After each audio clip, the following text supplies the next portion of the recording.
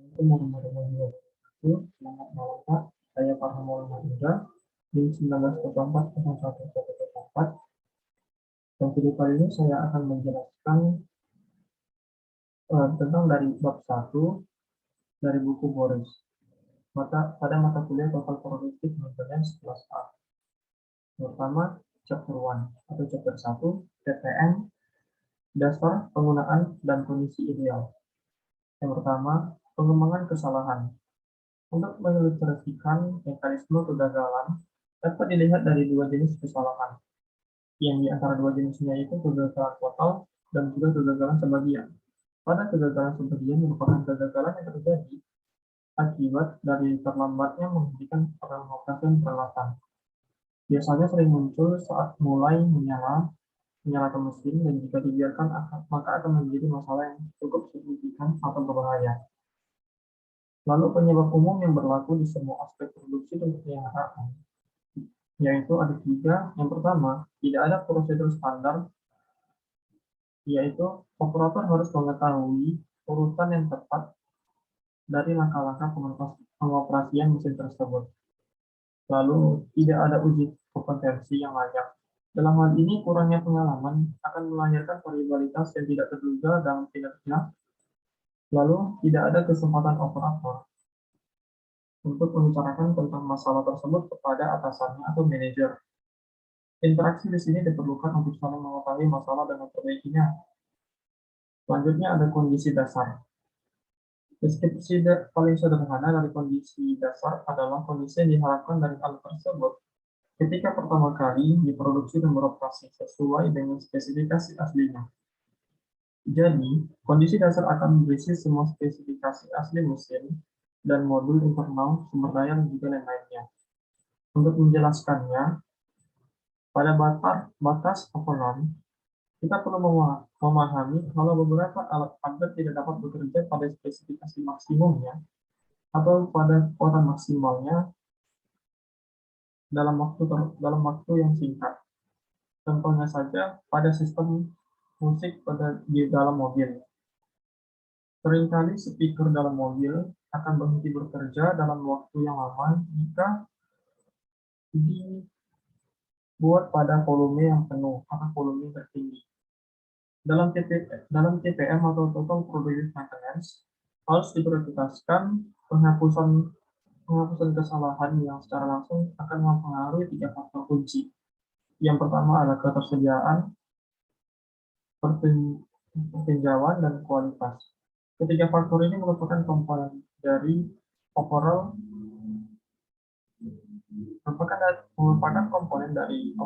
performance efficiency atau OPP. Selanjutnya adalah standar teknis. Standar teknis umumnya untuk TPM dan RCM harus menentukan ukuran target kesalahan yang dapat diterima. Dalam RCM ada 2 jenis toleransi, yaitu spesifikasi absolut dan spesifikasi yang dapat diterima. Efisiensi peralatan keseluruhan. Ketika kita sedang membeli sebuah peralatan, kita akan melakukan fungsi tertentu. Dalam RCM ini akan menjadi fungsi utama. Alat akan menghasilkan semacam jenis keluaran yang dapat berupa apa saja, mulai dari bagian mesin dan lain-lainnya. Selanjutnya ada ketersediaan peralatan.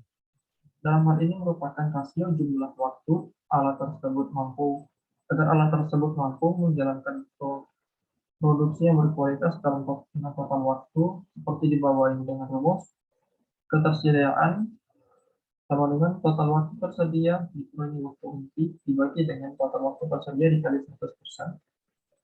Selanjutnya performa peralatan. Dalam performa ini alat yang diidentifikasikan sebagai rasio jumlah produk yang dibuat dengan jumlah produk yang dapat bisa dibuat. Dalam rumus, performa sama dengan jumlah unit yang diproduksi dibagi kemungkinan jumlah unit dikali 100%. Selanjutnya ada kualitas produk. Pada kualitas produk, pembandingan jumlah produk yang dapat diterima dibuat dengan jumlah total produk yang dibuat. Untuk rumusnya, pada kualitas sama dengan jumlah unit yang diproduksi dikurangi jumlah cacat atau jumlah cacat produk dibagi dengan jumlah unit produksi dikali 100%.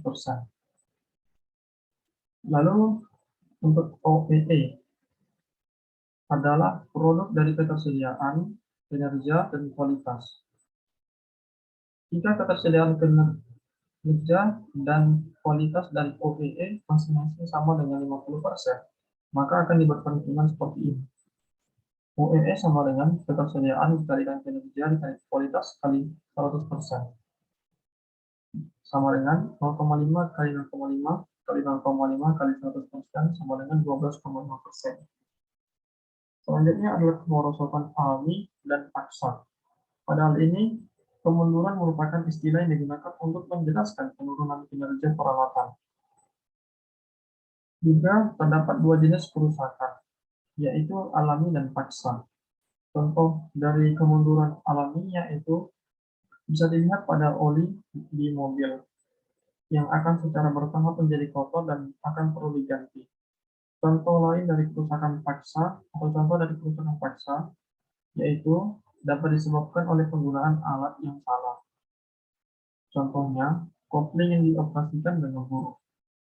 Selanjutnya, kondisi ideal. Kondisi ideal merupakan keadaan yang dapat dicapai dengan mendesain ulang setelah kondisi dasar dapat tercapai dan dipertahankan.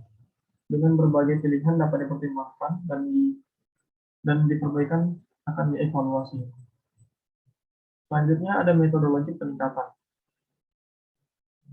Metodologi peningkatan mempunyai 7 opsi. Yang pertama adalah identifikasi masalah yang ada, lalu evaluasi masalah, temukan solusi akar masalah dan evaluasi biaya, lalu membenarkan pengeluaran, lalu yang kelima rencanakan dan lakukan perbaikan. Selanjutnya, konfirmasi perbaikan yang akan menguntungkan. Lalu yang terakhir adalah siapkan sistem untuk memeriksa, melatih, dan memelihara standar dari peralatan. Lalu yang terakhir adalah bagaimana cara mengembalikan ke kondisi dasar pada peralatan. Pada hal ini, tim AM dan PM akan mengidentifikasi masalah pada peralatan dan mengeluarkan titik merah atau sesuatu yang penting. Setelah itu, tetapkan solusi. Maka selanjutnya adalah perbaiki kegagalan, periksa bagian yang rusak, lalu identifikasi dengan cepat apa yang gagal dan mengapa itu gagal. Nah, yang terakhir adalah pertimbangan semua aspek komponen. Sekian dari saya. Assalamualaikum warahmatullahi wabarakatuh.